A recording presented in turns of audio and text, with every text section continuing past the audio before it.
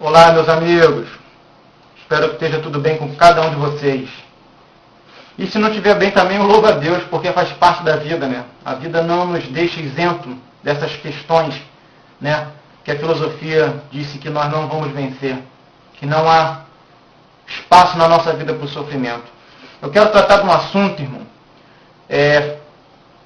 Moisés se apresenta ao faraó e diz para o faraó que o faraó deve libertar o povo de Deus. E faraó resiste, como todos conhecem a história. Eu quero me prender em 2 pontos somente que acontece hoje, em nossos dias, de uma forma muito sutil, muito disfarçada. E no capítulo 5 de Êxodo, versículo 6 em diante, diz o seguinte: portanto, deu ordens faraó, naquele mesmo dia.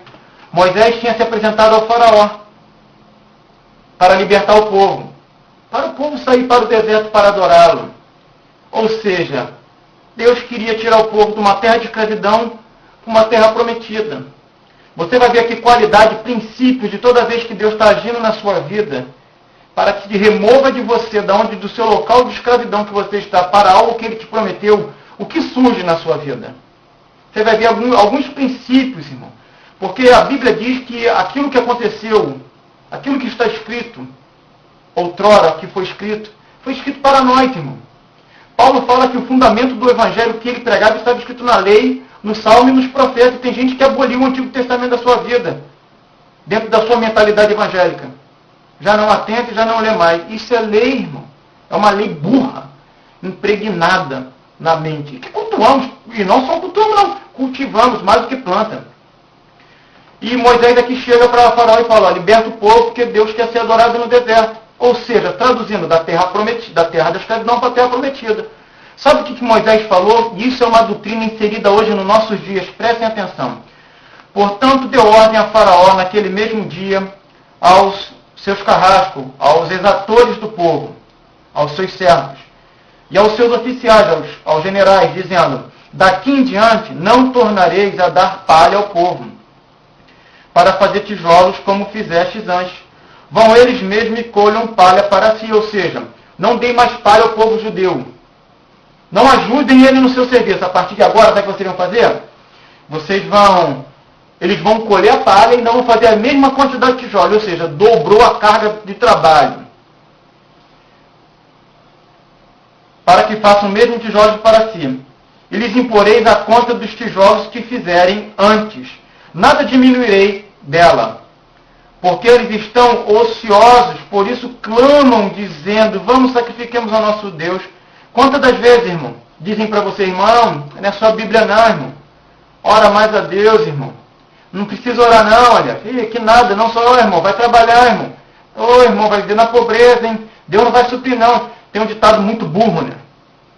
Que os avós nossos disseram, infelizmente, uma geração também que se perdeu. Quase, ou até mais do que essa. Mas eu também fico tendo a dúvida, não sei se eu se perde mais, se é essa ou aquela. Que diz o seguinte: ainda dizem que está escrito na Bíblia: faça por onde que eu te ajudarei. O quê? Isso é lei.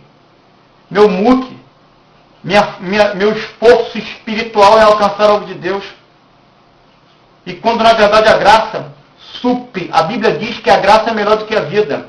Ou seja, não existe vida sem graça, irmão. Sem a graça de Deus. Aí sabe o que aconteceu? Uma das grandes mentalidades de Faraó, essa presença maligna, figuradamente e também pessoalmente. E o que ele fez? O povo quer sair para adorar, o povo está com a mente ociosa. Não é essa a visão do mundo sobre o cristão, irmão? Sobre o cristianismo? Uma mente vadia, uma mente de vagabundo, de ociosidade. Não é? É ou não é verdade? Não é isso que pensam de nós? Uma mente que não quer nada? Uma mente que só quer orar e ler, viver nesse mundinho e tal. Isso é uma mentalidade já vem de Faraó. E Faraó diz o seguinte: vamos impor mais encargo trabalhista, para ver se essa mente ociosa dele saiam dele. Olha que diz: agrave o serviço sobre estes homens, para que se ocupem nele, e não confiem em palavras mentirosas. Um ponto. Segundo ponto. Essa é uma doutrina de Faraó. Se tu começa a amar a Deus, amanhã tu começa a trabalhar, chega um tempo da tua vida que tu fala: sabe o que, irmão? Que eu ouço muito.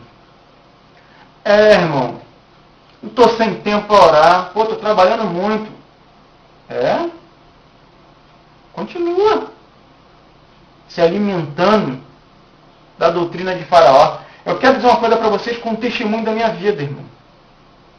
Vou dizer isso para você fazer não, porque você anda por fé, por aquilo que Deus colocou no teu coração. Eu pedi demissão do meu trabalho, porque estava sendo insuportável, inviável.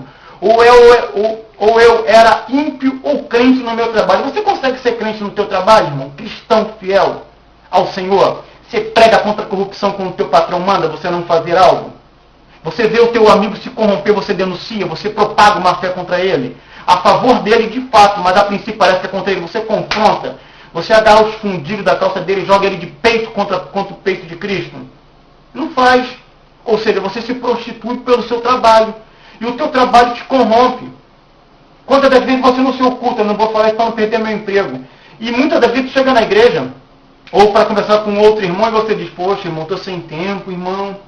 Caramba, não estou com tempo para orar, chego cansado, poxa, estou enfraquecendo na fé. Mas é claro, é uma doutrina existencial de Faraó. Lançar trabalho em excesso. Irmão, vou te dar um conselho se tu tiver fé. Ore ao Senhor. Peça a Ele para Ele abrir a sua mente, irmão. Para que você possa exercer um trabalho particular em sua casa, se tornar um empresário. Se tornar um empregador e não empregado, irmão. Se tornar alguém que produz o seu próprio sustento, fazendo pão caseiro, trabalhando pela internet, criando projetos, vendendo livros, vendendo revista, vendendo cosmético, mas que tenha tempo. Faça do seu trabalho a sua adoração a Deus. Faça da sua vida a sua adoração a Deus. Isso digo que, se isso te impede, se isso acrescenta mais sofrimento. Perceba, irmão, se o teu trabalho, assim como o Faraó, não inseriu mais em cargo trabalhista. Poxa, irmão, eu era empregado, eu era só gerente ali na minha área, agora sou gerente geral. Caramba, não estou com tempo mais para nada. Pô, Deus me abençoou, como é que é? Vamos fazer o seguinte, hoje é dia 18 de 9 de 2011, são 10h53 da manhã, conversa comigo daqui a um tempo, valeu? Você vai ver como vai estar a tua vida. Aí você vai se tornar o crente pedindo aos outros que ora por mim, irmão, ora por mim. É você, irmão. Você não ouviu a voz de Deus, porque Faraó inseriu isso dentro da igreja, dentro da nossa cultura. Irmão, faça faculdade para fazer direito. Você faz direito, amanhã tu não tem mais tempo para Cristo, irmão. Você faz psicologia, amanhã tu não tem mais tempo. E isso depende da tua vida, irmão. Estude nos ensinos seculares. Use isso, peça a Deus sabedoria para você trazer isso para dentro da tua existência espiritual, irmão. Quem tem mais a te dar? Deus ou o diabo que tu tanto teme? Teme mais ao diabo do que a Deus, irmão. Por isso tu é escravo do teu serviço, nem ora direito, nem lê direito, e vai continuar, porque tu é merecedor de onde você está, a não ser que você dê ouvido à voz de Deus, a graça que Deus tem e quer manifestar abundantemente na tua vida. Então, um dos ensinos de Faraó foi, eles estão dando ouvido a esse cristianismo que estão pregando aí no mundo. Lança mais trabalho sobre eles, não vivem sem pão, pô, são escravos. Não acreditam em Deus, eles não têm força. E vou te dizer, irmão, o povo do Egito aqui nesse tempo, os hebreus, eram aproximadamente 3.500.000 pessoas. Era mais judeu do que Faraó. Egito, mais alma escrava, irmão. A mente escravizada destrói o corpo. Quantas coisas, você tem uma visão hoje, meu irmão, minha irmã, profunda, poderosa de Deus, mas tu é escravo. Tu depende de R$545, não ora e não lê mais. Valeu? Continue. Não é isso que tu quer? Só podemos andar por fé, irmão. Continue desse jeito. Essa foi uma das doutrinas. A outra foi no capítulo 8, versículo 25.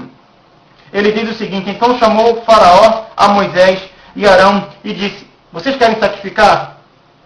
Moisés vai e chama Faraó e diz o seguinte: vocês querem realmente sacrificar a Deus?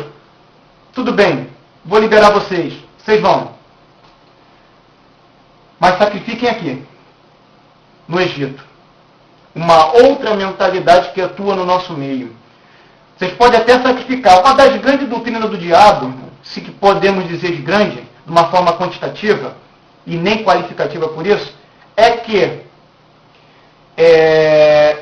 podemos até ser crente, desde que ele seja o pastor da nossa igreja. Ele nem se preocupa de que você leia a Bíblia, Deus de que ele seja o teu professor. E ele faz isso.